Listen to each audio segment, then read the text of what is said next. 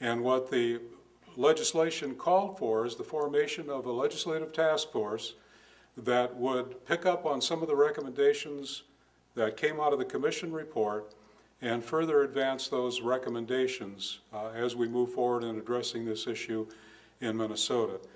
There were three recommendations in particular that were picked up by this new legislation, and that is to have the legislature look at ways in which we can strengthen community support to work with and help people who are struggling with poverty, to help them work their way out of poverty, provide the kind of support and mentorship that they need.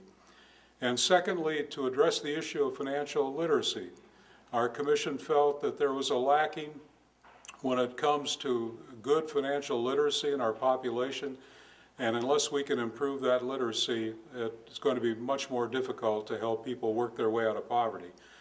And the third main recommendation of the legislation that the Ladders Task Force is addressing is the whole process of helping people to build assets, financial assets, in order to have what it takes to provide support going forward. This work is very important work in the state of Minnesota. We need to do more to help people work their way out of poverty, and we are pleased as a task force to be about that task. In the next several months, we're going to be further gathering recommendations and fulfilling our charge as a task force, and ultimately we will have a report to the legislature by June of 2012. But I'm hoping that there will be legislation that we will present and have acted upon in the 2011 session. Well, thank you very much for your attendance here tonight, and thanks to all who have worked on this Minnesota Without Poverty initiative, and particularly we want to thank the community action agencies from around the state. They've been at the forefront in addressing these poverty issues for a long time, and we thank them for their efforts, and thank all of you again for being a part of this tonight. We look forward to hearing from you, and we look forward to a final report coming from our task force and lots of action. Thank you. Now, if you would please, spend these next few minutes discussing Representative Morrie Lanning's address and the possibilities for the Ladder Out of Poverty Task Force. We will begin the Webbling portion of our program sharply at 7 o'clock.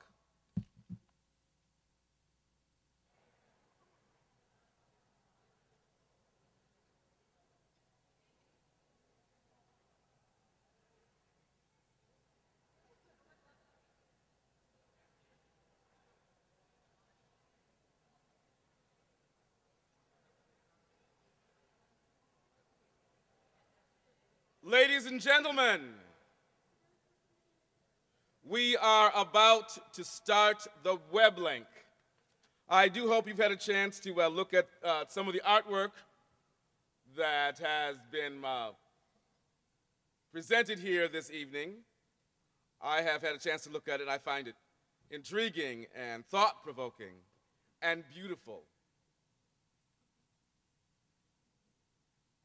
Now, we join together as a Minnesota Without Poverty, a statewide movement committed to ending poverty in Minnesota by 2020. Let's join hands statewide through the web. So, hello, Duluth. Fergus Falls. Hello. Hello, Rochester. Willmar, hello. And hello, Twin Cities. Also, hello, everyone joining on your home computers anywhere in Minnesota and beyond.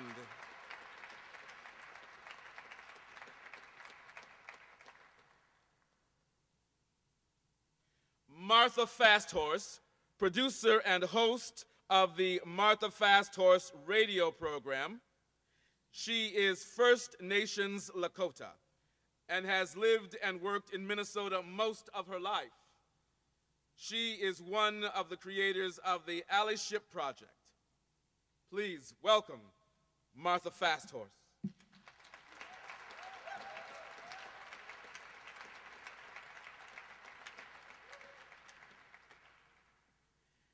Good evening.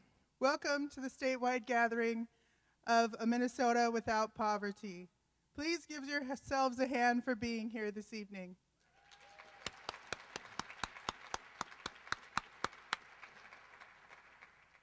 In the language of my Dakota ancestors, who have been here in Minneapolis, Minnesota, since time immemorial. Ha, mitakuyepi. Maka, wakamaniwi, imakiapi, chonte washte, nape chiyuzapi. Hello, my relatives. Traditional greetings to you with a warm handshake and a good heart, I greet you.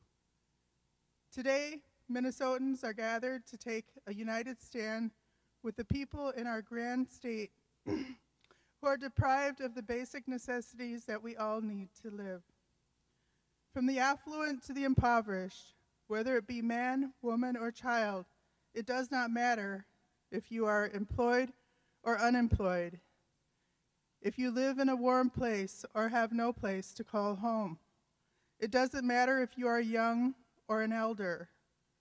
What our community needs are courageous individuals who step out of their comfortable or not so comfortable lives, sharing their time, talent, and resources to help their fellow Minnesotans receive enough to meet their basic need for healthy, adequate food and shelter to live. This is why we are gathered, because we are those courageous, caring individuals who are ramping up a statewide revolution of like-minded communities.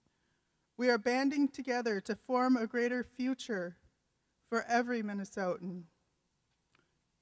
We can be the best practices model for every state in the union, especially with our new governor, Mark Dayton.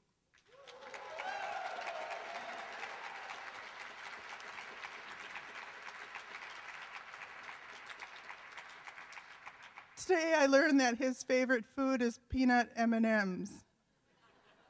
You see, we have found common ground already. Let's work together to ensure that there is enough for all. Mitakuye oyasi. These two words in the Dakota, Lakota, Nakota language mean we are all related. To pray this prayer is to petition Wakantanka, the Great Spirit, on behalf of everyone and everything on earth. Ha, hechetu. Say it with me. Mitakuye oyasi. Mitakuye oyasi. This is the truth. We are all related. Pilamayapi. Thank you.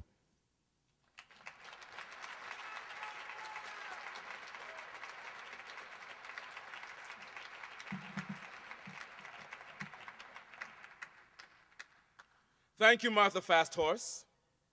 And now, it is my great honor to introduce our very special guest, a man who has throughout his life shown what a truly public servant can accomplish to assist those in need, whether as a teacher, a job creator for Minnesota, the protector of the state's finances, or our senator in Washington. And now, as the next governor of Minnesota, Governor-elect Mark Dayton.